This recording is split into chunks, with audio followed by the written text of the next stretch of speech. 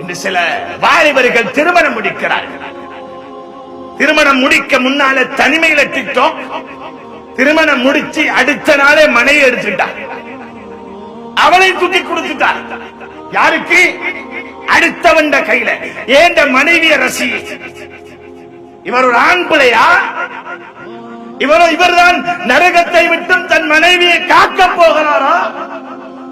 பெண்ணை பெற்றவர்களே, உங்கள் பிள்ளையை திருமணம் முடித்து கொடுப்பதற்கு முன்னால் எவனுடைய கையில் கொடுக்கிறேன் என்பதை பார்த்து கொடுங்க. அமானிதம். ஆண் மகனை பெற்ற பெற்றோர்களே, எந்த பெண்ணுக்கு உங்கள் பிள்ளையை முடித்து வைக்க போகிறீர்களோ அவள் எப்படிப்பட்டவள் என்பதை பார்த்து கொடுங்க.